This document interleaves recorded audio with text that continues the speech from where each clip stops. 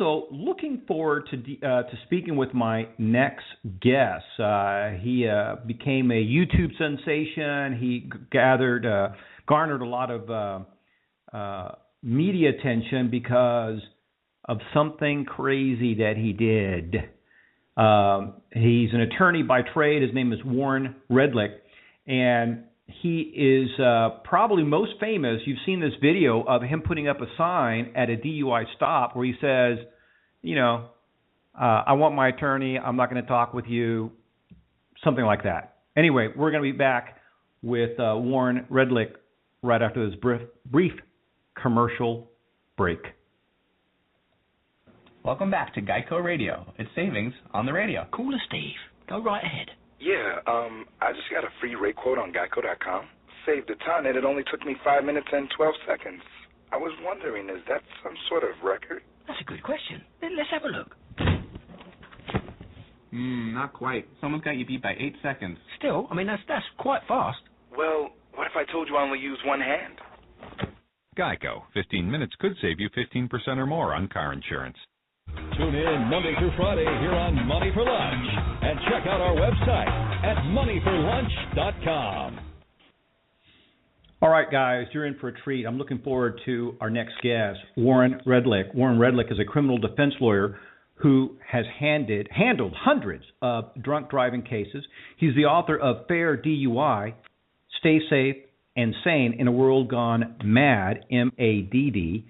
He's also illiterate in 4 languages. How about that? Most people don't brag about that. Warren Redlich, welcome to Money for Lunch. All right, so,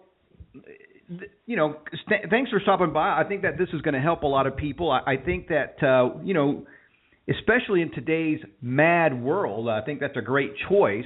We see that a lot of police officers have been caught doing some very violent and illegal, what appear to be very illegal acts. And then in this video that somebody sent to me, here you are, you have this message posted on your window basically telling the cop, I'm not doing anything. Here's my ID. If you want any more, call my lawyer. It's essentially what I saw. Yeah, it's basically under the Constitution, you have the right to remain silent under the Fifth Amendment. You have the right to be free from unreasonable search and seizure under the Fourth. And you have the right to your attorney under the Sixth.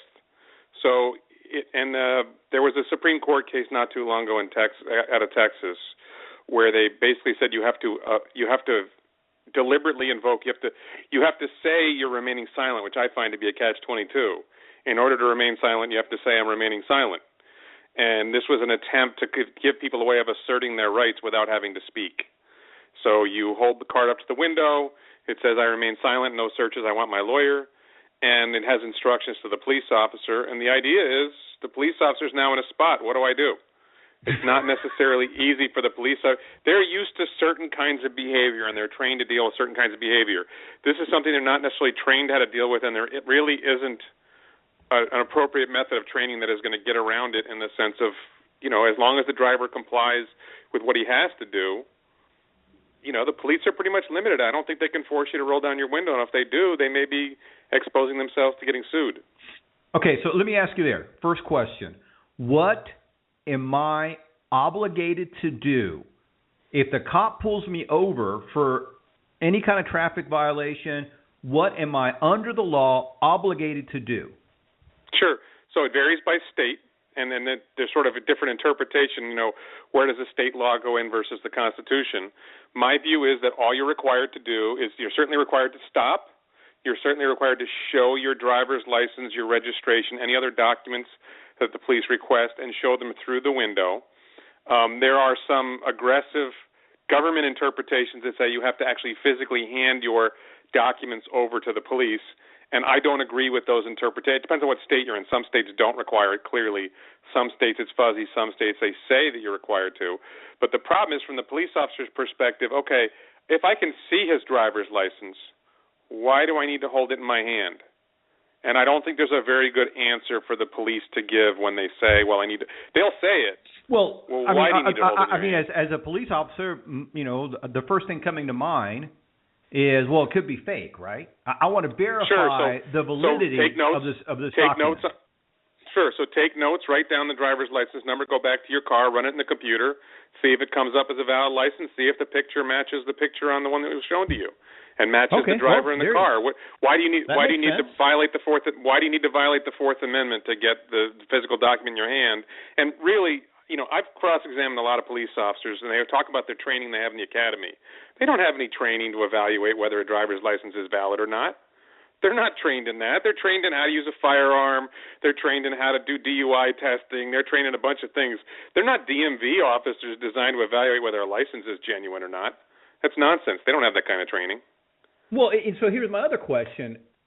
Because these officers, and again, I very much have a lot of love and respect for the brave men and women who become police officers. They have a tough job. I'm not, this is not about being a jerk to them because they really do put their life on the line. But they really get a crash course in law. I mean, they're really out there trying to learn, and again, I'm just guessing, they're trying to learn rules and regulations of law in a short amount of time versus an attorney who spent, 3 years learning the law. These guys 3 years have months. Plus the experience of actually being a lawyer, where you really learn how to be a lawyer, where you really learn the law. Yeah, I've been a lawyer for 20 years, so you learn a little bit more in the 20 than you learn in the 3. Yeah, it seems ridiculous that this gentleman, this police officer or this policewoman is now, first of all, is supposed to know as much as somebody who went to law school plus, their experience. But, again, let's just say that this person went to law school, has never practiced a day in their life. They went to law school for 3 years, not 9 months. Huge difference. You're going to have a massive disadvantage as far as knowledge comprehension. Yeah, that's generally true. The reality, though, is keep in mind that a lot of people go to law school and do very little criminal law. They want to be going to Wall Street. They want to go, work in healthcare law or something like that. They don't learn a lot of criminal law. But compared to a criminal defense attorney, they're undermanaged. And also keep in mind most police officers have high school diplomas. There are police departments that cap the IQ, that they will not hire somebody if their IQ is too high. There have been federal cases on that. There's a limit to how much you can expect a police officer to know about all the things that we're supposed to train them to do, and they do get extensive training on the law. How much of it they retain, how much of it is applied in practice, and this is something that they don't train for. This flyer, they train for certain things, and this doesn't fit neatly in their training, so it puts them in a spot where they have to think outside the box. And I'll tell you one thing, some cops are uncomfortable thinking outside the box, but their superiors, the police chiefs, the legislators, the town supervisors, whatever, they really don't want their police thinking outside the box. That's really uncomfortable with them, because if you want to find people who really don't respect police, people above them are the ones who don't really respect them. Criminal defense lawyers usually have a lot of respect for cops. But mayors and town councilmen and police chiefs often do not have a lot of respect for cops. All right. So here's the deal. Here's what I see that, could be very difficult to assert. So this flyer, it's called the what do you call it? The DUI, the Fair DUI flyer. The Fair DUI flyer, yes. Okay, and again, guys, you guys can go to I'm sorry, what's your website? FairDUI.org. Just Google Fair DUI, it'll come up. Okay, and you guys can see the picture, you guys can see the flyer. Anyway, so here's the deal. This all sounds great. You're a criminal attorney. You have 20 years. You can talk the talk. Yes. I am Joe Average, and I'm afraid, Warren, that if I use these flyer, the cop's going to beat me up. I mean, that's a reasonable fear, but here's more and more videos of these violent, cops gone wild. Yes, so here's the problem with that. The problem with that is let's understand the scenario that we're facing. The scenario that we're facing is you were out to dinner. You had 2 glasses of wine over 4 hours. You're completely sober. Your friends would testify you're sober. You're sober, and you drive into a DUI checkpoint. Do you want to tell the police officer that you had 2 glasses of wine? No. Okay, because that's not going to be a good experience. You tell that police officer you had 2 glasses of wine, you're not going to have a good experience. So do you want – and the challenge is, and I've had lawyers criticize me, kind of like what you're saying, well, this is easy for Warren to do, but this is going to be challenging for other people to do. Well, what's the right way to handle that situation? And anytime I hear a defense lawyer say, well, that's not the right way to do it, well, they never say what is the right way to do it. And the answer is always, well, don't have 2 glasses of wine and drive a car. Well, that's an easy way out. Don't pull into a checkpoint. That's an easy way out. Let's confront the situation that actually happens to people. You get pulled over for speeding. You do not want to have a conversation with a police officer. And you don't want to lie, because I'm going to be defending you in court later, and I don't want you lying earlier, and then I have to defend you later admitting you lied. So you don't want to lie and say, no, I didn't have anything to drink, because if you get arrested, now you're a liar, and I can't put you on in front of a jury because you're going to look like an idiot. So I don't think I'm not saying it's perfect. I'm not saying there won't be problems, but I don't think there's a better way. And and I agree with you, because you, based on this scenario, you get pulled over by the police. Anytime, and we've seen this, we've seen innocent people who had, quote, nothing to hide, end quote, get shafted by the system because they engaged in conversation with the police officer, which led to an arrest, which led to a prosecution. So in this scenario, I agree with you. I would much rather assert my right via a flyer and hopefully be left alone versus rolling down the window and trying to figure out what to say versus what not to say, what to leave in, what to leave out, and getting arrested anyway. So yeah, and I should say something here. The original intent in the flyer was I would see videos on YouTube of people having confrontations with police and doing it wrong.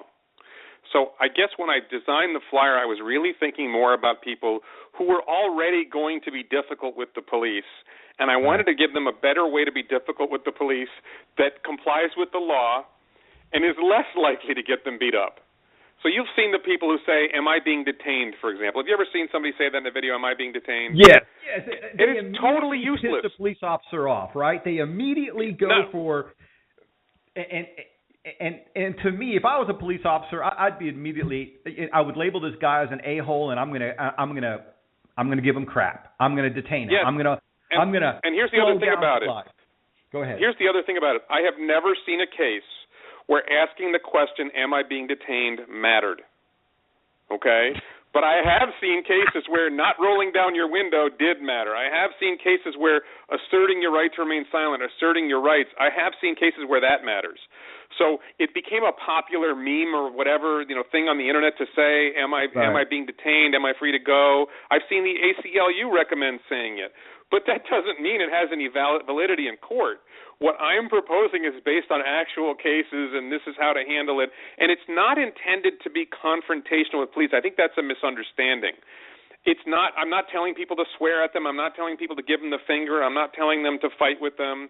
The instructions say keep your hands where the police can see them. This is designed to come. And by the way, we've gone through several checkpoints, not just the one you saw. We've done it several times.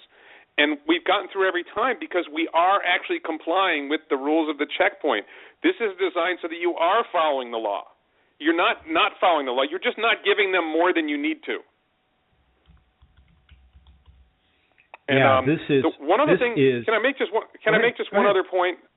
The one thing that I find that people just don't get, there's two sides to this argument, and there's people who love me for what I'm doing because they worry about the police and they're afraid and they want to protect their rights.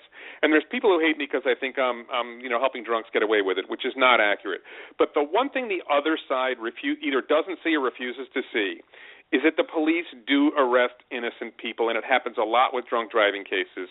And I've seen innocent people arrested, I've seen innocent people prosecuted, and I've seen innocent people convicted because we have an unfair system. And that's the reason for the title of my book, is I want to make DUI laws, the DUI process, more fair.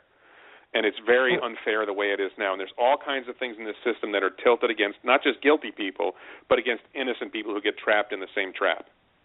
And okay, so let's talk about that real quick. Let's talk about that. First of all, the name of your book. Fair DUI, Stay Safe and Sane in a World Gone Mad. Yeah. That's right. Okay, there it is. For some reason, I couldn't find it again. All right. So, and again, guys, he spells MAD, M-A-D-D, which I think is a great play on words, a great use of that. So what is it that you find unfair about the current system when it comes to a DUI or DWI stop? It's a long list, but for starters, there's a public perception that when you blow into a machine at the police station, that the machine is reliable, and that it is false. The breath test devices that are commonly used throughout the country are not reliable. There are all kinds of problems with them, and there are steps that could be taken to make the system more fair in that respect. The tests you see police do with people on the side of the road where they have them walk a line or stand on one leg or they wave something in front of their eyes or have them do the alphabet, those tests are junk science. They are absolute junk science, and I have read the research behind them. I have read the research critical of them. They are absolute garbage. But put it this way. Imagine you went to your optometrist, right, or your ophthalmologist for an eye exam, okay, and he said, wait a minute. Let's not do this here in my quiet office with appropriate lighting. Let's go out to the side of the road with flashing lights and cars whizzing by.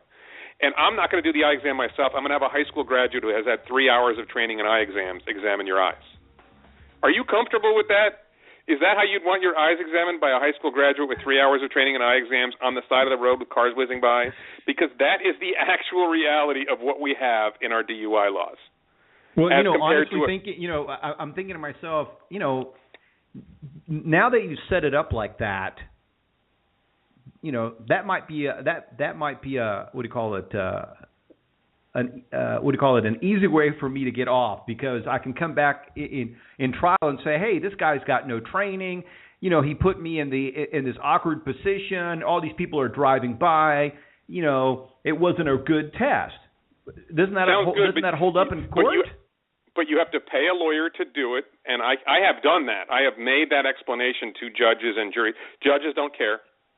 Gotcha. Generally speaking, judges do not care. Judges, depending on what court you're in, what state you're in, there's different issues, but generally speaking, judges will support the police because when they're running for their next election, I'm very cynical about this. When they're running for their next election, the police and their families are more likely to vote than the drunks, okay?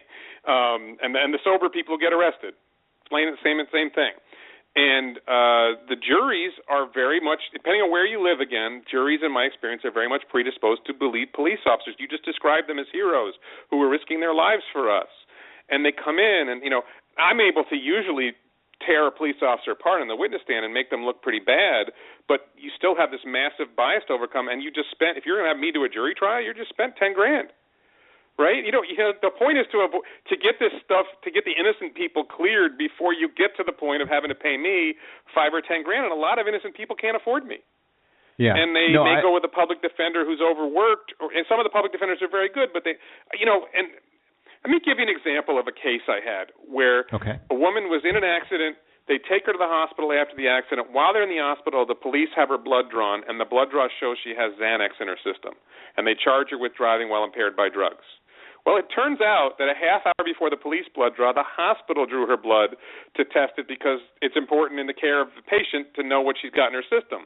And she didn't have any Xanax on that blood draw. So where did the Xanax come from? And people think blood tests are reliable. Well, here's an example where it wasn't. She could not afford me. She hired a cheap lawyer. She did not get the case dismissed. Okay? She didn't get – there's a system that's handled in South Florida the way it was handled, but she didn't. I would have gotten her a better result if she had been able to fight the case and go to trial. She would have won. There's no way I would have lost that case, but she couldn't afford it. I've seen people blow 0.00, the absolute zeros on their breath tests and still charged with drunk driving, still arrested, still have their mugshot on the internet as a drunk driver when they blew 0.000. I've seen that multiple times. How is that possible? I mean, what? Wait. So this guy blew a 0.00, and he was charged with drunk driving. Why? Based on observation and experience? Correct. And that is standard practice in Florida. I've seen it in Alaska. I've seen it in Arizona. I've seen these cases multiple times. Now, most of the time when that happens, you show up to court with a lawyer and you're going to get dismissed fairly quickly. But you still have to jump through a lot of hoops and you still have to spend a lot of money, and it doesn't always work out. And sometimes the cop is insistent that they were impaired and they do a drug test like the one I was telling you about. I saw one of the checkpoints, the checkpoint video that went viral. There were 3 people arrested. By the way, all 3 were black, interestingly, and none of them involved alcohol. They involved marijuana. One of the black guys pled guilty without ever talking to a lawyer. And the thing about marijuana is it's actually very difficult for the prosecution to prove you're guilty. of being impaired by marijuana. That's a long conversation why. But he never even bothered to talk to a lawyer to see whether he never waited for the results of the drug test. Wow. You know, and there's different things that show up in your blood from marijuana, and if it was, if he smoked 3 hours earlier, it may have been, marijuana only stays active in your system for a fairly short time. The byproducts of marijuana stay in your system for a long time, but the marijuana itself only stays in your system for a long time, the active marijuana. And he never even waited to see the results of the drug test. I would never have let a client do that. And this is a guy who, would have had a public defender, just, wanted to get it over with and did what he thought was best with no advice from an attorney. So a lot of people are getting caught in these traps, and some of them are innocent. And, I'm not saying 90% are innocent, but if 10% of the people who are arrested for DUI are innocent, isn't that a problem? Sure. I mean, certainly if I'm the one, if I'm the one being arrested, I'm innocent, and if it's only, maybe only 5 out of 100, it's still a lot of hassle. If it's you, it matters a lot, right? If you're the innocent one, all of a sudden it's a big deal. Nobody cares. Honestly, I swear to you, I talk to these people, and nobody cares about innocent people being arrested until it's them or their kid. Sure. And when it's them or their kid, all of a sudden, like, why are they treating my kid this way? Why are they treating me this way? Because you told them to. You keep voting for this. And the only way we're going to undo it is if people stop voting for it. And, there's practical things we can do. The other thing people don't get is what we're doing is not making our roads safer. Okay, if you took the money we spend on DUI enforcement, right? Now, here I am a libertarian. I'm going to say something very unlibertarian. Take the money we spend on DUI enforcement and spend it on mass transit. Make it so, because here's the real problem, okay? The real problem is there are people who have serious alcohol problems, and they refuse to stop driving. And they don't have a good alternative to driving. They have an alcohol problem. They're not going to stop drinking because they have an alcohol problem, and you can't magically make that go away. And they keep driving because they don't have an alternative because of where they live and where their life is. Well, deploy meaningful mass transit in a way that it can reach a lot of people and give the drunks a better alternative to driving. I'd like to take one cop off the road and in his place put a retired guy in a van and have him drive around to bars and just call up the bartender and say, send anybody out who you think shouldn't drive home and I'll take them home for free. Right?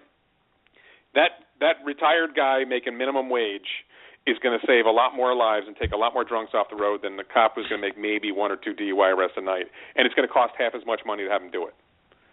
But that's the kind of thing, I call it the party bus solution, but that's the kind of solution that's, doesn't fit with, the MAD model is stop everyone from drinking, which is a solution that has failed since Noah, since Noah in the Bible. Alcohol has been around for a long time, and people have had problems with alcohol for a long time, and it's not going to go away, and you can't wave a magic wand and make it go away. But there are much more practical ways to make our roads safer and make ourselves safer than having cops drive around and harassing people, half of whom are innocent. Well, and here's the deal. Back to the whole MAD model. I think the MAD model, like all good initiatives, had a great intent. It was motivated by a tragedy, and it has influenced some laws. It has influenced politicians, probably done some good, but like you said, it hasn't revolutionized the safety in the road. It doesn't make our roads safer. It's only if you get found guilty, then you can really see the effects of MAD, because again, its effect on laws and politicians. I like this idea of the party bus. I mean, it seems to me that I think that it's one of those things where for you guys who are listening and you want to try an innovative model, here it is. What if you knew you were going to go out and get drunk, so you hire the party bus in advance to pick you up, and maybe it's $25 a person or $50 a person to drive you from where you're going to be to drive you home, but at least you're safe and you're avoiding a $5,000 or $10,000 legal bill, and you're not going to be pulled over. I mean, it seems to me like this is a great business model. So you can have an impact on lives. What's that? There's two things there. What I was saying about the party bus idea was have the government run a guy around, anti-libertarian, have the government have a retired guy drive around taking people home. But the individual, in my book, the book came before the flyer, by the way. And in my book, I talk about, different things. And one of the first things I talk about is, obviously one of the first chapters in a book like this should be don't drink and drive. This is advice to individuals about how to protect themselves from a DUI arrest. And the first thing is don't drink and drive. But it's so easy to say that, but then when you talk to people who get arrested for drunk driving, you realize that it's a lot harder to implement that. So I got a buddy, for example, who tells me, and he drinks, okay, and he tells me if I've had too much to drink, I'll call a cab. So his solution to the DUI problem for himself is to have a drunk person make a decision. And you're relying on that drunk person to make a good decision. And my view is if your solution to the DUI problem is to count on drunks to make good decisions, it's not a very good solution. And so you have to address that problem while you're sober and you know you're going out drinking. You literally cannot have access to a car. So I had a client who had a plan. I love when people have a plan. Okay, his plan was he rented a hotel. He actually rented a hotel room down near where he was going drinking. He gets down there and he goes drinking, and then he has whatever personal issue comes up, and he snaps and he gets mad at something, and he gets in his car and drives home because he still had the keys. And the answer would have been, it would have been cheaper. Take a cab down to the bar and take a cab home. That probably would have cost less than the hotel. Right?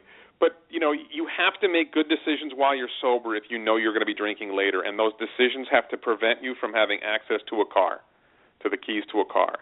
And that's on a personal level. That's one of the things I recommend, and people just don't see that. They think, well, we'll just say don't drink and drive, and that'll solve the problem. Well, that doesn't work. It doesn't work for plenty of people. So I try in the book, chapter 2 of the book, to give practical solutions. Here's how you can prevent yourself from drinking and driving. I've actually told clients, I've had clients with repeat offenses, I've said, you need to live somewhere where you don't have to have a car. You need to live in New York City, Boston, Chicago, or you need to go somewhere where it's not illegal like the Bahamas. Go move to the Bahamas. They never listen, by the way. I did get one client to move. I did get one client who had 6 DUIs, and I saved him from jail on his 6th one. I represented him on his 6th one. And I saved him from jail, and part of the deal was he had to get an apartment that was really close to his work so he wouldn't have to have a car. And the prosecutor saw the wisdom in that, and the client has not reoffended, and his life has actually gotten a lot better now that he lives near work, and he doesn't need to drive a car. Of course, he doesn't have a license anymore. 6 DUIs is enough. You don't get a license anymore. But, yeah. But people drive, in a lot of places, people who don't have a license will drive without a license anyway, so that's not really a solution either. You have to find ways of giving... And you know what? I've always thought that was such a funny deal that here's a gentleman or a lady, you have a person, an offender, who obviously has problems obeying the law, and so taking away his driver's license but allowing him access to his car seems bass-backwards. You can't prevent them from having access to a car. They have friends, they have family, they have wives, they have kids. There's always going to be some way that person can get behind the wheel of a car. And there's a sympathy level that a lot of people, even in prosecution, have of, well, the guy needs to get to work. Yeah, okay, well, he should have thought of that before he got his 4th DUI. I'm just saying. And I'm not, when I talk about fair DUI, one of the issues is that we are too hard on first-time offenders, and we don't deal appropriately with serious long-term offenders. So the first offender, you get this stamp on your forehead that you're a drunk driver, and you got to wear that for the rest of your life, and it can affect you in things like you can't travel to Canada. I've had clients turned away from the Canadian border because they had a DUI on their record. I've had people will not get a job because they have a DUI on their record. And I'm not saying you can't do something, but we need to do more to educate people. And even the education, they require them to take these classes, and they teach them about, here's how many drinks you can have before you drive a car. No, the answer is 0. They have this blood alcohol content measurement, and this is how many drinks you had, and this is your body weight, and this is how much time, and this is what your blood alcohol content is going to be. No, the answer is if first of all, if you've ever had a DUI, you cannot have a single drink and drive a car. You just can't, because you can't risk the consequences of a repeat offense. And to tell people, well, you can have 2 drinks and drive a car if you weigh 200 pounds, that's nonsense. You can't tell people that. And the system we have doesn't educate people properly. And then it doesn't really, you get somebody who gets his 3rd or 4th offense. Like I told you, I had a guy with six DUIs, and he didn't get jail time. Well, we're obviously not being that hard. We're out of time. Would love to bring you back and talk more. Guys, check out the book, Fair DUI, Stay Safe and Sane in a World Gone Mad. Warren Redlich, thank you so much for stopping by and sharing. It's been a blast. Thank you for having me. I should have said it's been intoxicating. No, never mind. All right, guys, that's a wrap. Great stuff there by Warren Redlich, attorney at law. Check out his stuff. It's probably going to help you immensely if you have the courage to take action and follow it. I think it's about time that we take measures to know our rights and to assert them. That's just me. Remember, you were created to succeed. Tune in Monday through Friday here on Money for Lunch and check out our website at moneyforlunch.com.